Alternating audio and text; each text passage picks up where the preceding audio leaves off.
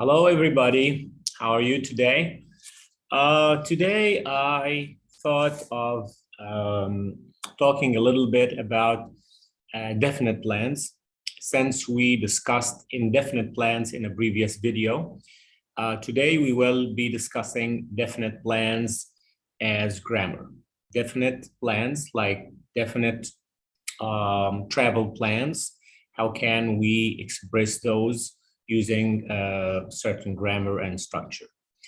النهارده هنتكلم عن التعبير عن الخطط المؤكدة المستقبلية، زي مثلا خطط السفر المؤكدة كجرامر. ايه هي التراكيب او الجرامر المستخدم للتعبير عن هذه الخطط.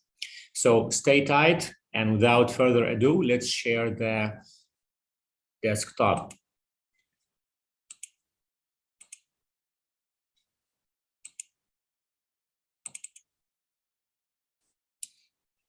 Okay, so let me share with you how we can express definite plans or definite future plans. We know that plan, when we plan to do something, it will be in the future.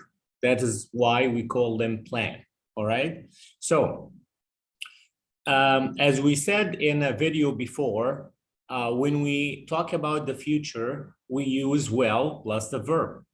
An alternative way to express the future is when we use the present continuous.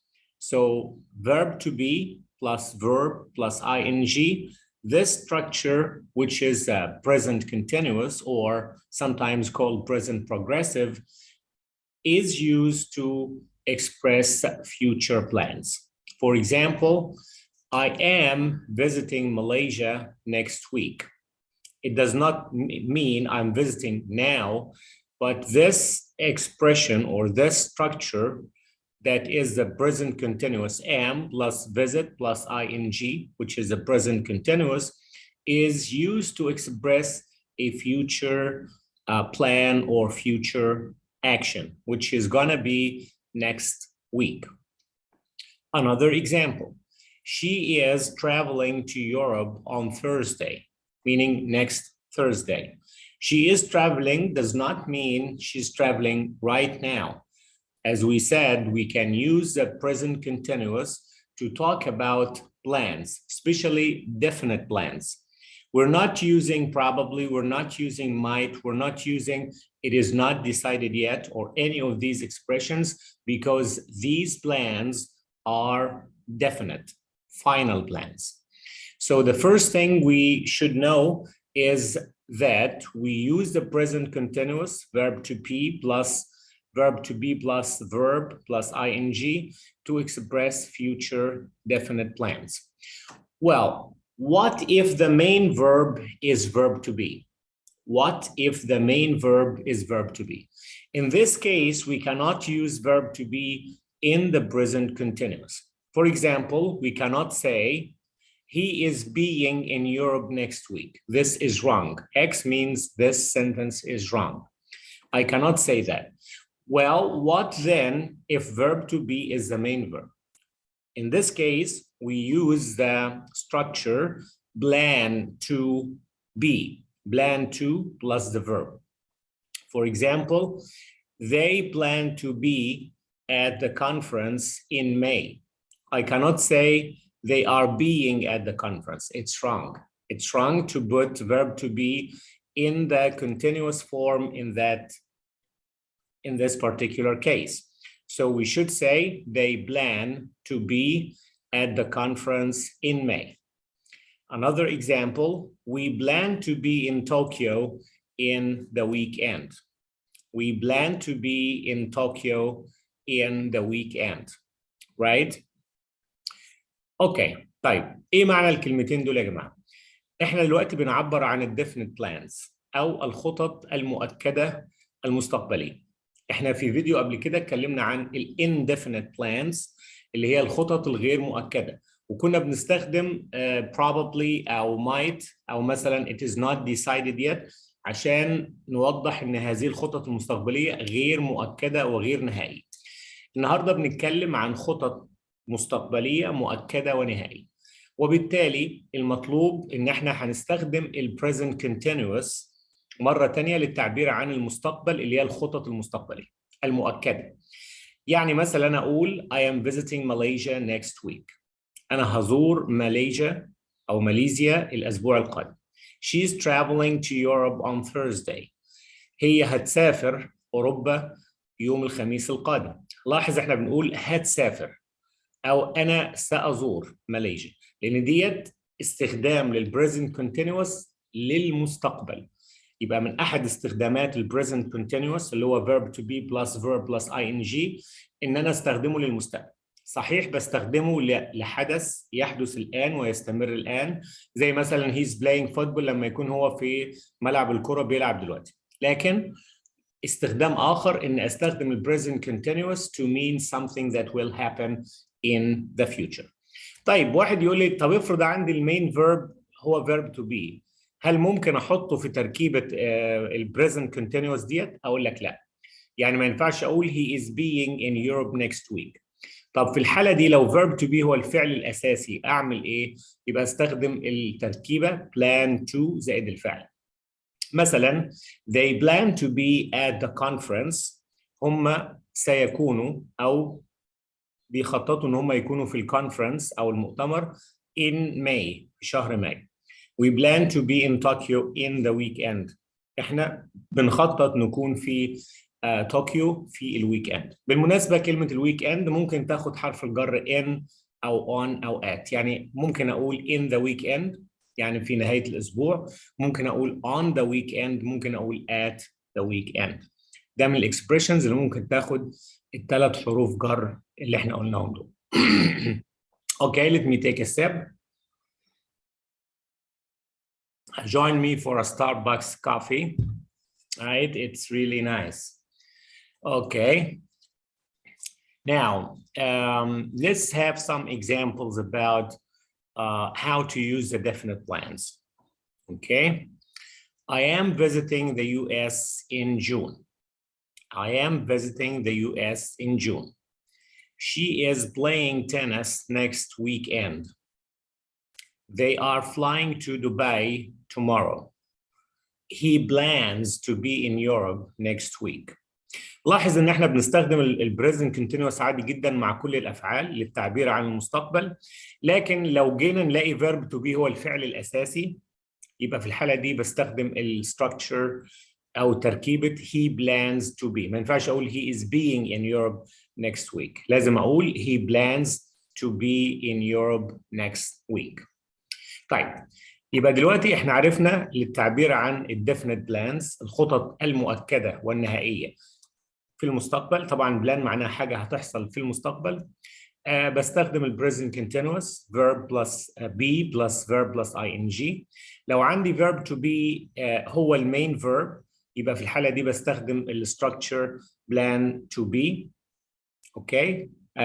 plan to be in Europe مثلا next week, plan to be at the conference, etc. وشفنا الاكزامبلز اللي احنا قلناها دلوقتي. I am visiting the US in June. والمثال اللي فيه be كفعل أساسي هقول فيه he plans to be in Europe next week. Okay, very nice. Now let's do some exercise taken from a writing for the Real World 2 by Roger Barnard and Antoinette Meehan. Okay, so this is the exercise. Let's read the first sentence or first question. He says write sentences using the cues below. Okay, يعني هنستخدم الكوز أو هذه اللي هي المفاتيح أو الكيز عشان أكون جمل. Okay، يعني أكمل الكلمات ديت في صيغة إيه؟ جملة مناسبة. طبعا هنغير حاجات في الاستراكشر أو هنضيف حاجة في الاستراكشر. تركيبة الجملة. I visit Baltimore in August. لاحظ ان اوغست ديت لسه هيجي اللي هو شهر اغسطس القادم. طيب انا عايز اقول سأزور بالتيمور اوكي في شهر اوغست القادم. يبقى زي ما قلنا التركيبه اللي هنستخدمها نلاقي ان verb to be هو is an ordinary verb not verb to be، وبالتالي ممكن استخدمه في البريزنت continuous للتعبير عن الفيوتشر. يبقى المفروض ان انا اقول ايه بقى؟ I am visiting Baltimore in August. Again, I would say I am visiting Baltimore in August. كأني بقول بالظبط I will visit Baltimore in August. طب واحد يقول لي ليه ما بستخدمش will؟ ممكن استخدم will. مين قال ما اقدرش استخدم will للتعبير عن المستقبل؟ Of course you can do that. لكن كalternative structure to express the future، كتركيبه بديله للتعبير عن المستقبل، وهي طبعا منتشره برضو، ان انا استخدم البريزنت continuous. اوكي، زي ما احنا بنقول دلوقتي I am visiting Baltimore in August. لو قلت كده لصديقك مثلا، قلت له والله انا هزور بالتيمور في شهر اغسطس القادم، I am visiting معناها I will visit. طيب B، الجمله B بيقول لي فيها ايه؟ We be in Korea. خلي بالك بقى ان هنا be هي الفعل الاساسي، ما هوش فعل مساعد، ده الفعل الاساسي في الجمله. In Korea for 4 days. طب ازاي استخدمها بقى في زمن المستقبل باستخدام تركيبه المضارع المستمر؟ قال لك هنا ما ينفعش اقول we are being in Korea. لاحظ التركيبه ديت اللي احنا قلنا عليها، استخدم plan to be plus the verb لو كان الفعل عندي هو verb to be الاساسي في الجمله، مش الفعل المساعد. حتى مكتوب X اهوت، معناه الجمله دي ما ينفعش استخدمها. He is being in Europe. No, this is not a correct structure. طيب يبقى في الحاله دي هقول ايه؟ We plan to be in Korea for 4 days. We plan to be in Korea for 4 days. احنا بنخطط ان احنا نكون في كوريا لمدة 4 أيام، يعني سنكون في كوريا يعني for 4 days. Okay guys, let's move on to sentence C. They inspect the new plant tomorrow. طبعا new plant هنا معناه زي مصنع جديد، وانسبكت يعني يفحص، يعملوا فحص عشان يتأكدوا ان الاشياء في المصنع شغالة كويس. So عندنا inspect فعل ما هواش verb to be، ممكن استخدمه في present continuous، فالمفروض ان انا اقول ايه؟ They are inspecting the new plant tomorrow. Tomorrow is a signal or marker for the future، كلمة تعبر عن المستقبل، وبالتالي أنا هستخدم الجملة في ال present continuous، لأن احنا عرفنا دلوقتي I can use the present continuous to express the future. يبقى مرة تانية الجملة C، they are inspecting the new plant tomorrow. They are inspecting the new plant tomorrow. Now we move to sentence D.